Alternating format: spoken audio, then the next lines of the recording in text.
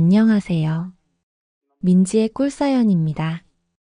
즐겁게 감상하시고 구독과 좋아요도 많이 눌러주세요. 그럼 사연 시작해 볼까요? 준서 엄마, 그러니까 예슬 씨와 저는 학원쌤, 학부모의 관계로 처음 만나게 되었는데요.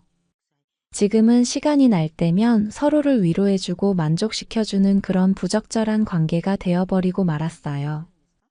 남자가 그리웠던 예슬 씨가 저를 먼저 유혹해 오면서 이 만남은 시작이 되었죠. 30대 중반인 예슬 씨는 어찌나 욕구가 강한지 몰라요. 학부모와는 썸을 타지 않는다는 제 철칙을 깨버린 예슬 씨와의 이야기 들려드려 볼게요. 서울의 한 동네에서 작은 학원을 운영한 지도 벌써 10년이 넘었어요. 저는 40대 중반의 남성이고요. 돌싱이에요. 몇 년 전에 이혼을 했는데 다행히 아이는 없는 상태로 전처와 헤어지게 되었고요. 아이가 없다 보니 홀가분하게 새 인생을 살아가고 있는 평범한 사람이에요. 작은 학원이지만 나름 열심히 운영했고 10년을 한자리에서 꾸준히 해온 덕분에 지역에서 자리도 잘 잡았고요. 아이들 성적도 잘 나와서 동네에서 입소문도 좋게 나 있는 편이죠. 덕분에 그동안 돈도 쏠쏠이 벌게 되었고요. 이혼을 한 번 했다는 점을 제외하고는 제 인생은 괜찮은 편이라고 생각하면서 살아가고 있었어요. 그렇게 지극히 평범하기만 했던 제 일상에 얼마 전 예상치 못한 큰 파장이 찾아오고 말았어요. 제가 운영하는 학원은 초등학생, 중학생을 대상으로 하고 있는 영어 학원인데요. 그러다 보니 초등학생 자녀를 둔 엄마들은 저보다 나이가 어린 학부모인 경우도 꽤 있는 편이죠. 40대 중반이 되고 보니 30대 학부모 엄마들이 참 예뻐 보일 때가 많아요. 왜 여자들은 30대가 되면 본인을 꾸밀 줄도 알고 그러잖아요. 그 중에는 정말 매력이 넘치는 엄마들도 많은데요. 다만 학원을 운영하는 입장이다 보니 학부모들에게 흑심을 품지 않는다는 저만의 철칙을 가지고 지내왔어요.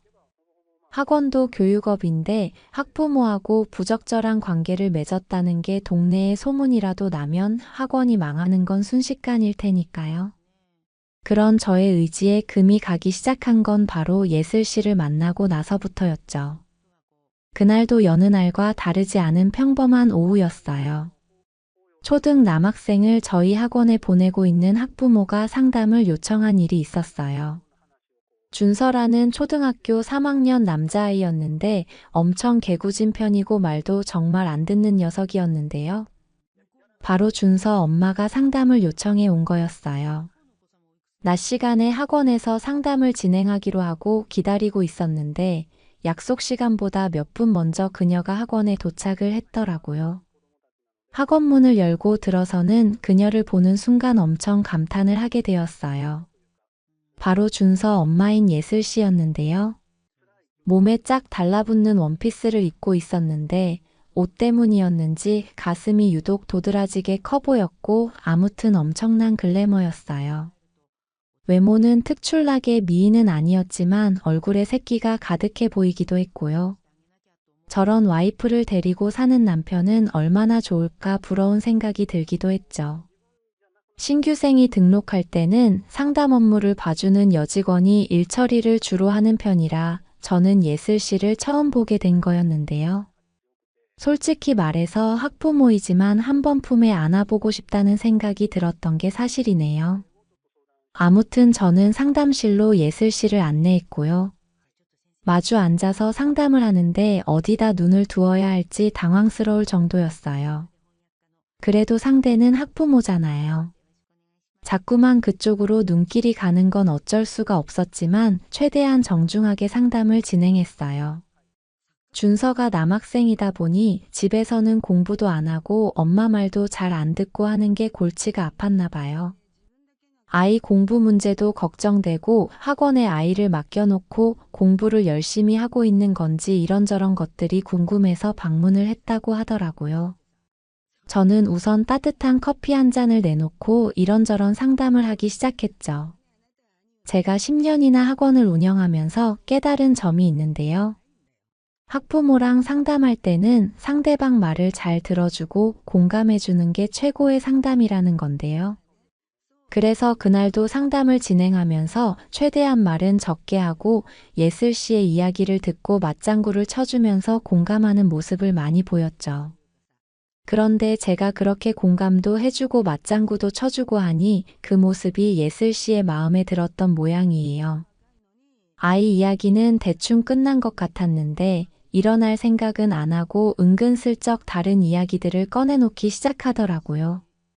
학부모 상담이 너무 길어지는 것도 사실 좋아하지는 않는데요. 예슬 씨하고 마주 앉아서 상담을 하는 건 조금 달랐어요.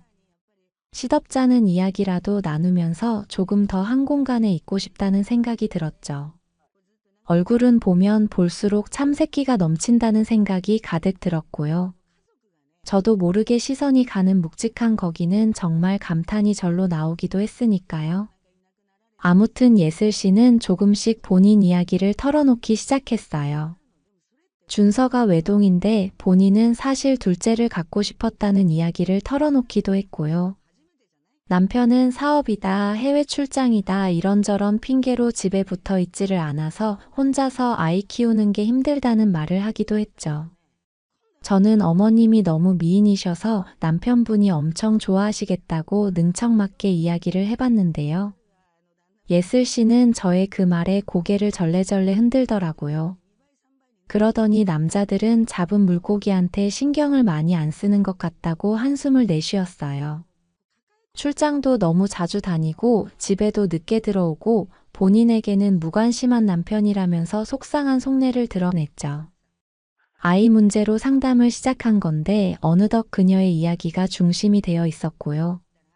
매력적인 그녀의 개인사를 알게 되는 것이 재미도 있었지만 저는 정신을 차리기로 하고 슬슬 상담을 마무리 짓자고 했어요. 시간이 조금 더 지나면 아이들이 등원할 무렵이었으니까요. 그렇게 그날의 상담은 잘 마무리가 되었어요. 시계를 보니 1시간도 넘게 시간이 흘러 있었죠. 상담을 마치고 나가려던 그녀가 돌아서서 말을 하더라고요. 오늘 상담을 너무 잘해주셔서 고맙다고 이렇게 본인 이야기를 잘 들어주는 사람이 최근에 없었다고요. 그 말을 듣는데 인간적으로 딱하다는 생각이 들었어요. 그리고 저도 돌싱이라 사실 마음 터놓고 이야기할 사람이 없는 그 마음을 잘 알거든요. 그래서 언제라도 말동무가 필요하시면 학원에 들르시라면서 다정하게 배웅을 했죠. 속으로는 저런 섹시한 와이프를 두고도 집에서는 거들떠도 안 본다는 남편이 이상하다는 생각마저 들었어요. 왜 그런 우스개 이야기가 있잖아요. 남자들이 가장 좋아하는 여자는 바로 처음 만난 여자라는 이야기요. 아마 예슬 씨 남편도 10년이나 같이 살다 보니 예슬 씨에게 소원해진 게 아닐까 하는 생각이 들기도 했죠. 그렇게 며칠이 지났을까요? 분명 학원이 오픈할 시간 한참 전인데 예슬 씨에게서 문자가 한 통 날라왔어요. 시간 괜찮으면 커피나 한잔 하고 싶다면서요. 저도 출근하고 학원에 혼자 있어 심심하던 중이라 잘 됐다는 생각이 들었죠. 학원에 혼자 있으니 괜찮으면 학원으로 방문하시라고 답을 했어요. 어지간히 집에 혼자 있기 심심한가 보다 하는 생각이 들기도 했고 예슬 씨를 한 번 더 보고 싶다는 생각도 들었거든요. 그렇게 30분쯤 지났을 때 예슬 씨가 학원으로 찾아왔고요. 잠시 후에 학원에 들어온 예슬 씨를 보고 저는 심장이 엄청 두근거리기 시작했어요. 그날은 가슴이 꽤나 드러나 보이는 블라우스를 입고 있었는데 엄청나게 야릇해 보였거든요. 저도 모르게 오늘은 더 예쁘신 것 같다는 진심이 가득 담긴 칭찬이 튀어나왔고요. 저의 그 말에 예슬 씨는 예쁘다는 칭찬도 오랜만에 들어본다면서 방긋 웃음을 지었어요. 그때 처음으로 예슬 씨랑 썸씽을 만들어 보고 싶다는 나쁜 생각을 해보게 되었네요. 제가 10년간 한자리에서 학원을 하면서 학부모를 상대로는 그런 은큼한 상상도 안 해본 사람이었는데요. 예슬 씨는 그런 저의 금기를 깨뜨릴 만큼 매력적이기도 했고 또 아주 남자의 굶주린 듯 보이기도 했으니까요. 그날은 예슬 씨가 커피를 테이크아웃 해왔는데요. 우리는 상담실에 마주 앉아서 또 이야기를 나누기 시작했죠. 무슨 일로 오신 거냐고 물어봤더니 예슬 씨는 민망한 듯 살짝 웃었고요. 일이 있어서 보자고 한 건 아니고 그날 본인 이야기를 너무 잘 들어줘서 고마웠다고, 오늘은 그냥 이야기할 상대가 필요해서 왔다고 말을 했어요. 예슬 씨가 정말 외롭긴 외로운가 보다 하는 본능적인 느낌이 왔죠. 그렇게 그날 상담은 거의 시작부터 개인적인 이야기의 연속이었어요. 이렇게 예쁘게 꾸미시고 누구 만날 약속이라도 있으신 거냐고 넌지시 물어봤는데요. 예슬 씨는 저의 그 질문에 말없이 고개를 가로저었어요. 그러더니 잠시 후에 이야기를 꺼내놓기 시작했는데요. 만날 사람이라도 있어서 이렇게 꾸몄으면 덜 억울하겠다고 말이에요. 남편이 며칠 전에 골프 모임이 있어서 해외여행을 가버렸는데 본인도 오랜만에 해외여행을 가보고 싶은 생각에 따라가면 안 되냐고 했더니 매몰차게 안 된다고 거절을 했다고 하더라고요. 그러더니 정말 성질이 나서 남편 몰래 만나는 애인이라도 만들어야겠다면서 살짝 선 넘는 이야기들도 꺼내놓기 시작했어요. 자기가 집에서 아무리 유혹을 해도 남편은 맨날 피곤하다고 피한다면서 제 또래인 남편이 욕구가 없는 게 말이 되냐고 열을 내기도 했죠. 그러면서 자기가 그렇게 매력이 없냐고 하면서 저를 빤히 쳐다보는데 느낌이 오더라고요. 예슬 씨도 많이 굶주린 상태구나 하는 생각이 들면서 머릿속이 어질어질해졌어요. 하지만 상대는 학부모이니 실수하면 안 된다는 생각에 정신줄을 잡기로 했죠. 예슬 씨의 이야기는 어느덧 아슬아슬 선을 넘었다 말았다 하는 내용을 오가고 있었는데요.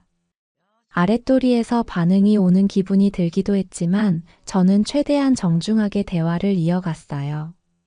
본물이 터진 것처럼 예슬 씨는 본인 하소연을 이어가기 시작했고요. 아직도 한참 때인 자기를 거들떠도 안 보는 남편 때문에 속상하다면서 갑자기 눈물까지 보이는 거 있죠. 그 모습에 저도 모르게 옆자리로 건너가서 휴지를 건넸는데요. 왜 사람이 위로하고 그러면 더 감정이 북받치고 그러잖아요. 예슬 씨도 제가 위로를 해주자 더 서럽게 눈물을 흘리더라고요. 그러더니 은근히 저에게 기대왔고요. 저는 살짝 예슬 씨의 어깨를 토닥여주게 되었죠. 그러다가 눈이 마주쳤는데 눈물이 잔뜩 고여있는 눈동자를 보니 안쓰럽다는 생각이 들기도 했고요. 아이러니하게 그 모습이 또 어찌나 섹시해 보이던지 심장이 마구 두근거리기 시작했어요. 분명 예슬 씨의 눈동자는 자기를 좀 어떻게 해달라고 부탁을 하고 있었죠. 아직 학원이 오픈 전이라 학원에는 저와 그녀 둘뿐이었고 무슨 일을 저질러도 아무도 모를 만한 시간이기는 했는데요. 하지만 여기는 학원이고 이 여자는 학부모라는 생각을 되뇌이면서 저는 이성을 붙잡으려 애를 썼는데요. 그런데 갑자기 예슬 씨가 제 목을 와락 끌어안고는 저에게 입을 맞추기 시작하더라고요.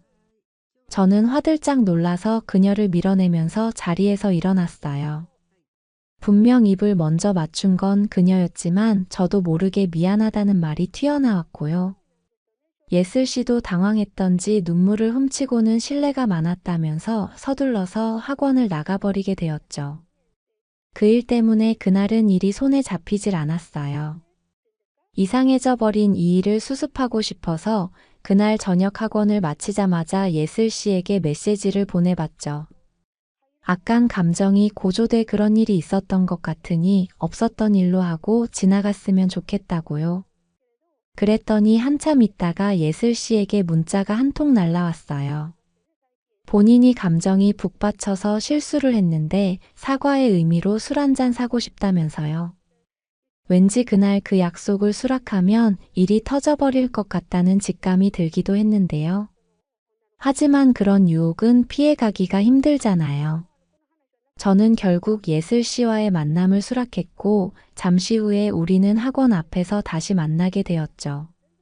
멀리서 걸어오는 예슬 씨를 보는데 참 섹시하고 예쁘더라고요. 동네에서 간단히 술 한잔 하는 건데 뭘 그렇게 예쁘게 꾸미고 나온 건가 하는 생각이 들기도 했어요. 예슬 씨는 저를 보더니 아까 일 때문이었는지 민망한 웃음을 지었는데요. 그 모습에 정말 오랜만에 설렌다는 기분을 느낄 수 있었어요. 예슬 씨는 준서를 근처에 있는 처가에 맡기고 왔다면서 오늘은 본인이 살 테니 마음껏 마셔보자고 이야기를 했어요. 저는 제가 종종 가는 선술집으로 예슬 씨를 안내했죠. 그곳은 칸막이가 쳐져 있어서 오붓하게 술을 마시면서 이야기하기 좋아 전부터 가끔 가는 곳이기도 했거든요. 그녀와 칸막이로 막혀 있는 둘만의 공간에 있게 되니 기분이 참 야릇하더라고요. 은은한 술집 조명이 예슬 씨의 몸매도 더 부각되어 보이게 했는데 정말 못 참을 지경이었어요. 아무튼 술이 한 잔, 두 잔 들어가면서 많은 이야기가 오갔는데요.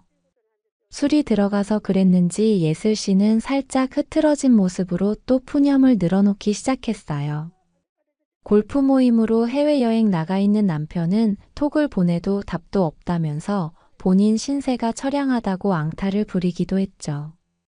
묵묵히 들어주는 저에게 실컷 남편 욕도 하고 시댁 흉도 보고 나서야 예슬 씨는 조금 후련해졌는지 제 이야기를 물어오기도 했어요. 학부모들에게 개인사를 이야기하는 건 처음이었는데요. 술자리 분위기라는 게 그렇잖아요. 저도 술 기운에 취하고 예슬 씨에게 취해서 제 개인사도 조금씩 털어놓게 되었죠. 그러다가 몇 년 전에 이혼한 돌싱이라는 것도 말해버리고 말았는데요. 예슬 씨는 제가 이혼 때문에 힘들었고 속상했다는 이야기에 마치 본인 일처럼 공감을 해주기도 했죠. 그렇게 많은 이야기가 오가면서 저희는 더욱 친해진 기분이었어요. 그래서 그랬는지 이렇게 밖에서 만나면 오빠라고 편하게 불러도 되냐고 예슬 씨가 물어왔고요. 남자들은 오빠 소리 좋아하잖아요. 예슬 씨가 오빠라고 불러준다는데 왜 거절하겠어요? 그러라고 답을 했죠. 그 말에 예슬 씨는 저에게 오빠라고 부르면서 슬쩍 제 옆자리로 넘어왔어요. 다정하게 옆에서 마시고 싶다면서요. 좁은 테이블 의자에 붙어 앉아서 술을 마시게 되니 자연스레 몸이 닿게 되었고요. 저하고 몸이 닿는데도 개의치 않는 예슬 씨를 보니 저는 확신이 들기 시작했죠. 저도 정신이 나갔었는지 예슬 씨를 거부하고 싶지 않았어요. 결국 저는 술 기운을 빌려 살짝 예슬 씨의 어깨에 손을 올렸는데요. 예슬 씨는 그런 스킨십이 아무렇지 않은 듯 저에게 몸을 더 밀착시켰고요. 옆자리에 나란히 있다 보니 향수 냄새며 훤히 내려다 보이는 가슴골에 어질어질한 기분이 들기도 했죠. 저는 예슬 씨 어깨를 안고 있는 손으로 그녀의 어깨를 쓰다듬어 주기도 했는데요. 예슬 씨는 남자가 이렇게 다정하게 만져주는 게 얼마만인지 모르겠다면서 제 눈을 빤히 바라봤어요. 그 눈빛에 10년 넘게 지켜온 학부모와는 썸을 타지 않는다는 제 철칙은 깨져버리고 말았죠. 이번에는 제가 먼저 예슬 씨에게 입을 맞추고 말았고요. 그녀는 기다렸다는 듯이 제 목을 끌어안으면서 저를 받아들여 주었어요. 입을 맞추면서 못된 손으로는 예슬 씨를 어루만졌는데요. 묵직하고 탐스러운 그곳도 마음껏 어루만지고 그러다가 아래쪽으로도 손이 가게 되었는데요. 이미 엄청 흥건한 게 한강이 되어 있더라고요. 그녀는 제 손길을 거부하지 않고 마음껏 즐기는 듯 했고요. 한껏 달아오른 그녀는 여기서 계속 이러고 있을 거냐고 애교를 부리듯이 물어왔어요. 저는 그녀의 손을 잡고 나와서 저희 집으로 데리고 가게 되었어요. 그렇게 집에 도착하자마자 누가 먼저랄 것도 없이 우리는 서로를 탐닉하기 시작했죠. 제 평생 그렇게 물이 많은 여자는 처음이었어요. 예슬 씨는 어찌나 적극적으로 나오던지 정말로 오래 굶주렸던 것 같았어요. 물론 저도 그렇게 달아올라 본 건 몇 년 만이었죠. 그렇게 저와 그녀는 그간 쌓여있던 모든 욕구 불만을 다 보상받겠다는 듯이 그 밤을 불태우게 되었네요. 제 아래에서 무아지경이 되고 있는 예슬 씨의 표정을 바라보면서 연애를 하는 건 말로 설명할 수 없는 짜릿함을 저에게 안겨주었어요. 어느덧 저는 절정으로 향해 가고 있었고요. 안전하다는 그녀의 이야기에 저는 제 모든 걸 그녀 안에 쏟아내고 말았죠. 그렇게 그날 밤 몇 번이나 그녀와 저는 하나가 되었고요. 불같은 연애를 끝내고 나니 시간은 어느덧 새벽이 되어 있었어요. 예슬 씨는 제 800회를 하고는 그간의 스트레스가 다 풀려버린 것 같다면서 싱글벙글하는 모습이기도 했죠. 한참 꽁냥거리면서 다정한 시간을 보내다가 집에 데려다 줄 겸 새벽에 그녀와 함께 집을 나서게 되었는데요. 제 팔짱을 꼭 끼고는 함께 걷는 예슬 씨의 얼굴에는 만족감이 가득한 상태였어요. 남편이 거들떠도 안 본다면서 우울해하던 모습은 전혀 남아있지 않았죠. 그 후로 예슬 씨와는 아주 가끔씩 만남을 이어가고 있어요. 예슬 씨가 피임도구 없이 하는 걸 좋아하다 보니 주로 본인이 안전한 날 저에게 연락을 해오는 편이에요. 덕분에 저는 매번 예슬 씨를 만날 때마다 부담 없이 마음껏 안에다가 제 흔적들을 가득 쏟아내주곤 하네요. 예슬 씨도 그걸 좋아하는 편이고요. 물론 부적절한 관계라는 점이 마음에 걸리기는 해요. 그러다 보니 우리는 서로가 조심하고 있는 편이기는 한데요. 하지만 사람 마음이라는 게 참 간사하죠. 안 되는 줄 알면서도 멈추려고 해도 자꾸만 그녀를 향해 가고 있는 제 자신을 발견하게 되네요. 이 관계의 끝은 어디일지 모르겠지만 지금은 그저 그녀와 함께하는 이 순간이 달콤할 뿐이네요. 제 이야기는 여기까지입니다. 들어주셔서 고맙습니다. 안녕하세요. 민지의 꿀사연입니다. 즐겁게 감상하시고 구독과 좋아요도 많이 눌러주세요. 그럼 사연 시작해볼까요? 어느 날부터인가 앞집 아줌마와 조금씩 가까워지기 시작한 이야기를 하려고 해요. 사실은 그냥 가까워진 정도가 아니라 아주 깊은 사이가 되어버렸죠. 이 아줌마는 요즘 저를 아주 행복하게 해주고 있어요. 최근 몇 년간 연애를 못하기도 했는데 이 아줌마랑 가까워진 후에는 외로웠던 그 시간들을 아주 제대로 보상받고 있는 기분이 들어요. 전에는 연상의 여자들을 별로 좋아하지 않았는데요. 앞집 아줌마를 만나고는 생각이 달라졌어요. 제 이야기 들려드릴게요. 저는 경기도의 한 작은 도시에 있는 아파트에 살고 있어요. 40대 초반이 되었지만 아직 결혼을 하지는 못했고요. 부모님과 함께 살고 있어요. 저보고 언제 결혼을 할 거냐고 부모님은 늘 잔소리를 하시는데요. 친구들에게 소개도 받아보고 결혼정보업체나 소개팅 어플 등을 통해서도 백방으로 알아보고는 있지만 결혼할 만한 짝을 찾는다는 게 쉽지가 않네요. 나이를 먹을수록 더 어려운 것 같아요. 소개를 받는 횟수도 줄어들었고요. 제 나이가 있으니 소개를 받는 여자들도 대부분 30대 후반이거나 40대 초반의 여성들인데 왜들 그렇게 눈이 높은 건지 모르겠어요. 사실 얼마 전에는 30대 후반의 돌싱 여성을 소개를 받았거든요. 엄마가 아는 분에게 소개를 받고는 저보고 만나보라고 하셨죠. 그 여자분이 돌싱이라는 이야기를 듣고는 저는 처음에는 맞선 자리에 나가지 않겠다고 했어요. 저는 아직 초혼인데 돌싱 여성을 만나고 싶지는 않았거든요. 그런데 엄마는 저보고 주제 파악 좀 하라고 난리를 치시면서 요즘 같은 세상에는 남자고 여자고 한 번 다녀온 건 아무런 흠이 되지 않는다면서 저를 닥달하셨어요. 나이를 먹어가는 아들이 결혼도 못 해보고 혼자 늙어갈까봐 그러시는 거겠죠.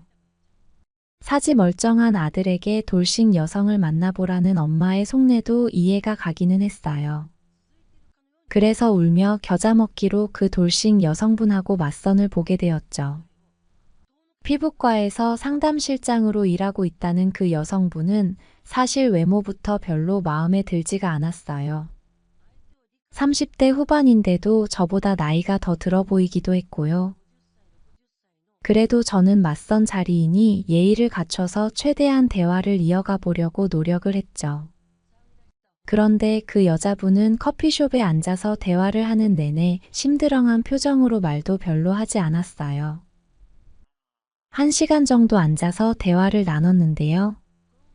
정말 그 시간이 그렇게 고역일 수가 없더라고요. 맞선을 보면 커피도 마시고 때로는 근사한 식당에 가서 저녁도 먹고 하는 경우가 많았지만 그날은 그냥 커피만 마시고 헤어지게 되었죠. 집에 돌아오니 또 엄마의 잔소리가 시작되었어요. 맞선을 보러 나갔는데 왜 이렇게 일찍 돌아왔냐고 엄마는 저를 또 못살게 구셨어요. 엄마 친구분들이 손주 사진을 보여주면서 자랑할 때마다 엄마는 속이 타들어가는 기분이라면서 한숨을 푹푹 쉬셨죠. 그런 이야기를 들을 때마다 저는 죄인이 되기는 했는데요. 어디 결혼할 짝을 찾는다는 게 제 마음대로 되나요? 저는 엄마의 잔소리에 한마디 대꾸도 하지 못하고 묵묵히 견뎌야 했죠. 그날은 그렇게 한참을 잔소리를 듣고는 겨우겨우 넘어가게 되었어요. 그리고 며칠이 지났을 무렵이었는데요.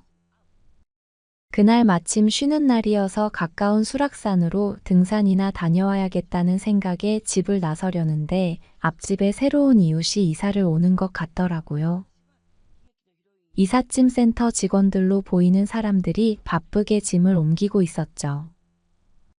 앞집에 살던 가족이 이사를 가면서 그 집이 1달 정도 비어 있었거든요.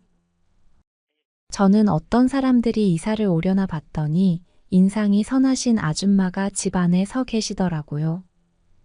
저하고 눈이 딱 마주쳤을 때 아줌마는 저를 보고는 따뜻하게 웃으면서 고개를 끄덕이셨어요. 저도 새로 이사 오셨나 봐요 라고 인사를 건넸죠. 엄마보다 약간 나이가 더 들어 보이는 그 아줌마는 인상이 참 인자하셨고 얼굴도 곱게 생기셨더라고요. 다른 가족들은 보이지 않는 게 궁금하기는 했는데요. 차차 알 수 있겠지라고 생각을 하고는 수락산으로 향했죠. 혼자서 산을 오르면 복잡했던 마음도 어느 정도 정리가 되기도 하고요. 좋은 공기를 들이마시면서 산 정상까지 가면 기분도 좋아지니까 쉬는 날이면 저는 종종 산을 찾는 편인데요. 그날은 며칠 전에 돌싱녀랑 맞선을 보고 엄마에게 잔소리를 한껏 들은 뒤라 그런지 기분이 계속 찜찜했어요. 등산로를 올라가는데 커플로 보이는 사람들도 꽤 있었는데요. 부부인지 불륜 커플인지 알 수는 없었지만 다정하게 다니는 사람들을 보니 쉬는 날 혼자 산에 오르는 신세가 처량한 기분마저 들었어요. 그렇게 적적한 마음을 달래면서 산 정상까지 오르니 그래도 우울한 기분이 조금은 나아지는 것 같았죠. 산을 내려오고 나니 출출한 생각이 들더라고요. 등산을 오면 파전에 막걸리를 빼놓을 수가 없죠. 한적해 보이는 식당을 골라 들어가서는 파전에 막걸리도 몇 병 마셨네요. 저는 술을 좋아하는 편이기는 한데요. 술을 좋아하는 사람들은 집에서 혼자 마시기도 할 텐데 저는 부모님이랑 살고 있다 보니 집에서는 마시지 않거든요. 친구들이나 만나야 술도 한 잔씩 할 텐데 친구 녀석들도 대부분 결혼을 해서 가정이 있다 보니 만날 일이 쉽지가 않아요. 그래서 쉬는 날이면 등산을 와서는 파전에 막걸리 몇 병 마시는 게 저의 소소한 일탈인 셈이죠. 집에 일찍 들어가야 엄마 아빠에게 잔소리를 들을 게 뻔하니 저는 천천히 저만의 시간을 즐기면서 시간을 보냈고요. 해도 저물고 기분이 약간 알딸딸해질 만큼 취했을 때 저는 일어나서 집으로 향했어요. 그리고는 아파트 엘리베이터 앞에서 앞집으로 이사온 아줌마를 마주치게 되었죠. 아줌마는 저를 보시고는 어디서 술을 마시고 왔냐면서 말을 걸으셨어요. 쉬는 날이어서 등산을 다녀왔다는 이야기를 했더니 본인도 산에 다니는 걸 좋아했는데 이제는 나이가 들어서 등산을 못하는 게 아쉽다는 이야기를 하셨죠. 알딸딸하게 취한 저에게서 술 냄새가 조금 났나 봐요. 아줌마는 막걸리를 얼마나 맛있게 마신 거냐면서 제 팔을 살짝 터치를 하시고는 웃으셨어요. 먼저 간 남편도 꼭 등산을 가는 날이면 막걸리를 마시고는 했다면서 등산하고 마시는 막걸리가 참맛이 좋지라고 물으셨죠. 저는 막걸리 냄새 풍기는 게 민폐일까봐 민망한 마음에 술 냄새가 심한가요? 라고 물었는데요. 아줌마는 깔깔 웃으시면서 남편이랑 같이 등산 다니면서 막걸리 마시던 생각이 난다고 괜찮다고 해주셨죠. 그렇게 잠깐이었지만 같이 엘리베이터를 타고 올라가는 동안 우리는 웃으면서 대화를 나눴고요. 아줌마는 곱고 선한 인상만큼이나 좋은 사람이라는 느낌이 전해져 왔어요. 그리고 역시나 그날도 집에 들어가서는 저는 엄마에게 등짝을 맞으면서 혼자 술 마시고 온 거냐고 한참을 잔소리를 들었네요. 그날 이후로 앞집 아줌마와 종종 마주치게 되었는데요. 아줌마는 저에게 결혼은 했는지 무슨 일을 하는지 질문도 하시면서 관심을 표해 주셨어요. 저도 그런 아줌마가 편하게 느껴져서 일상적인 이야기부터 시작해 이런저런 이야기를 나누기도 했죠. 아줌마도 본인 이야기를 들려주시기도 했어요. 아줌마는 막내 아들하고 둘이 산다고 하셨는데요.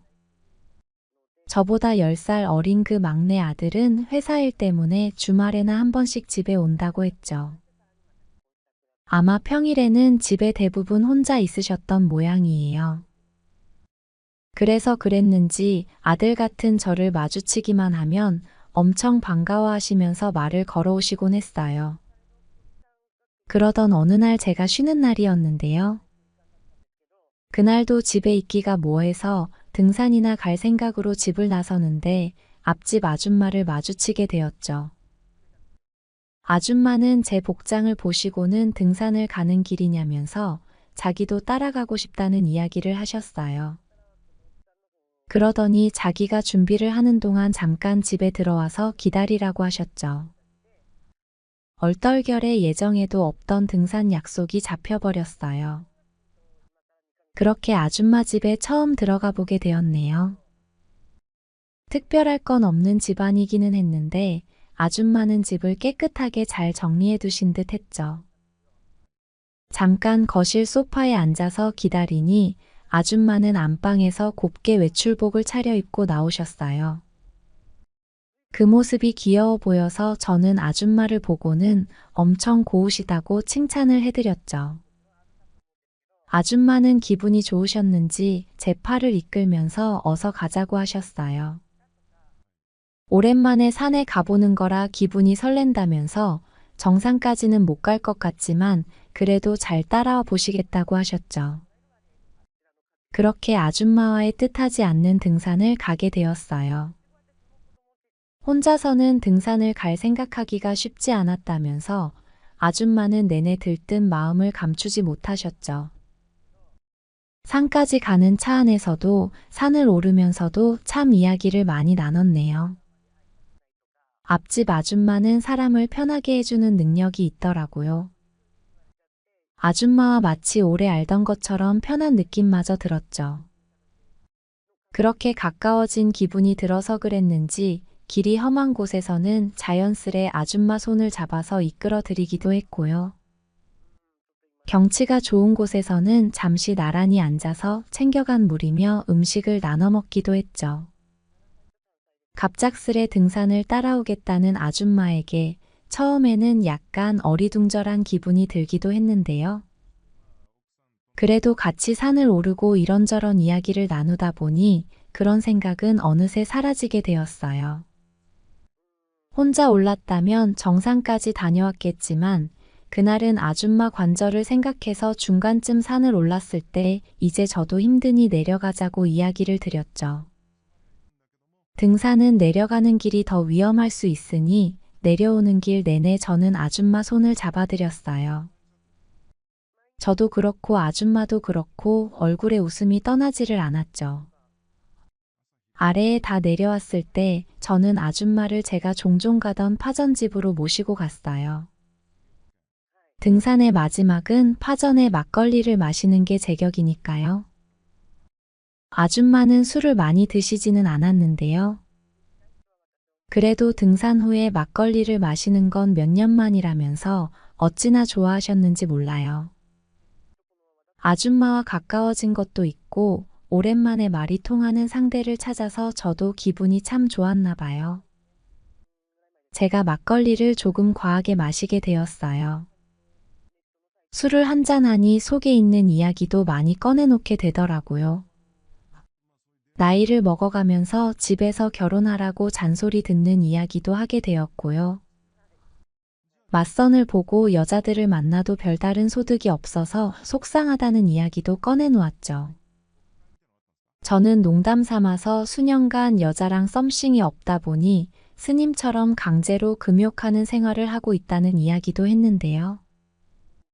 그 말에 아줌마는 큰 웃음을 지으면서 저같이 좋은 남자를 못 알아보는 젊은 여자들 눈이 삔 거라는 이야기를 하시기도 했죠. 그렇게 한참을 마시면서 이야기를 나누다 보니 시간이 꽤 많이 흘렀더라고요. 더 어두워지기 전에 우리는 집으로 돌아가기로 했어요.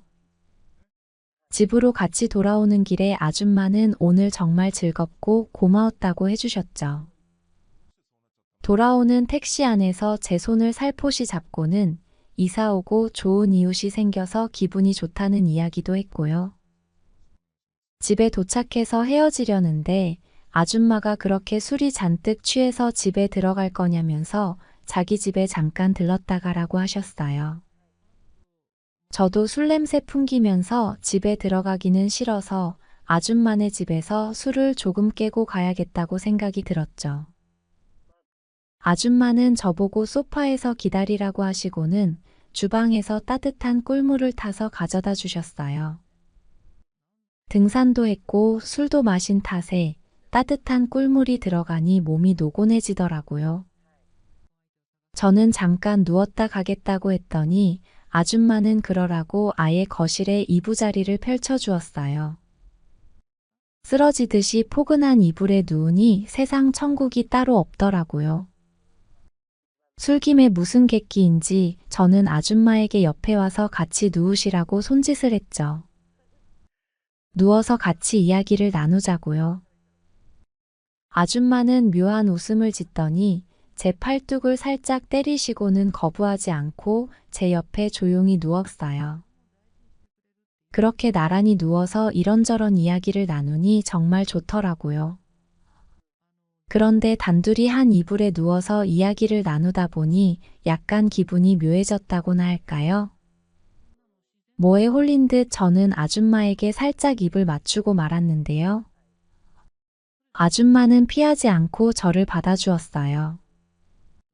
그런 묘한 느낌이 얼마만이었는지 저는 완전히 녹아내리는 기분마저 들었죠.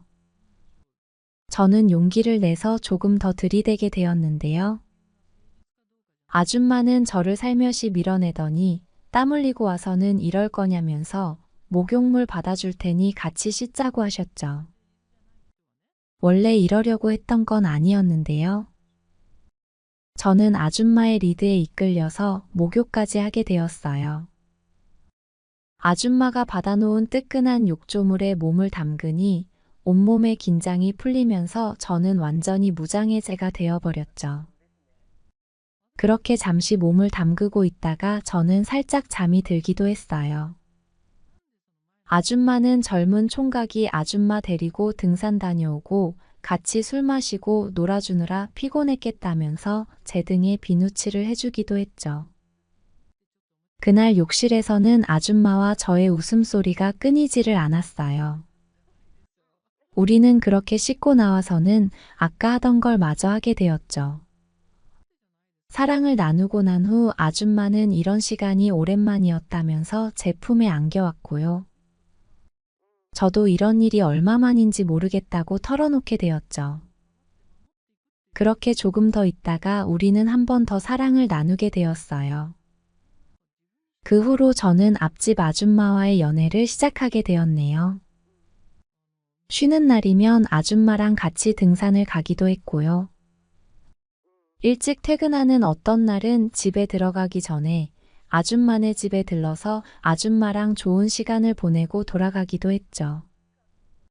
언젠가는 사랑을 나누고 나서 제가 아줌마에게 우리 결혼하는 거냐고 농담 삼아 질문을 한 일이 있었는데요. 아줌마는 제 가슴팍을 꼬집으면서 제 또래의 젊은 아가씨들을 만날 생각을 해야지 늙은 아줌마 놀리는 거냐고 질책을 하기도 했죠. 저와의 연애가 너무 감사하고 좋기는 하지만 결혼까지 바라지는 않을 테니 우리 관계에 대해서 부담 느끼지 말라고 이야기를 해주기도 하셨어요. 그런 이야기가 저에게도 고맙게 느껴졌어요. 그래도 그 후로 아줌마와 함께하는 미래를 그려보기도 하는데요. 결혼이라는 형태는 아니겠지만 서로 함께할 수 있는 것만으로도 충분히 기분 좋고 행복한 일이겠다는 생각이 들기도 해요. 요즘 제 생활이 앞집 아줌마 때문에 아주 즐거움이 넘치네요. 아직 결혼할 누군가를 찾지는 못해서 집에서 잔소리는 계속 듣고 있는 상황이기는 하지만요. 저는 요새도 계속 방광제로 맞선을 보고는 있어요. 주로 30대 후반이나 40대 초반까지의 여성들을 소개받고 있는데요. 예전과 크게 달라진 점은 없지만 이제 그런 맞선 자리에 나갈 때 제 마음이 조금은 편해졌다는 기분이 들어요. 그 만남이 잘 안 되더라도 아쉬울 게 없다는 생각이 들어서인가 봐요. 맞선을 보고 와서는 아줌마에게 이야기를 털어놓기도 하는데요. 아줌마는 제가 맞선 본 이야기를 유독 재밌어 하는 편이에요. 어떤 대화가 오갔는지, 여자들 반응은 어땠는지 코치코치 캐묻곤 하죠. 그리고는 어떻게 해야 여자들 마음을 얻을 수 있는지 조언을 해주기도 하고요. 사실 그런 조언을 얻는 건 별 관심이 없어요. 그냥 맞선 보고 온 이야기도 편하게 털어놓으면서 아줌마와 일상을 공유하는 게 즐거울 뿐이에요. 이번 주말에도 아줌마랑 등산을 가기로 했는데요. 아줌마와 처음 등산을 다녀온 그날처럼 파전, 막걸리, 목욕, 그리고 아줌마와의 연애가 기다려지네요.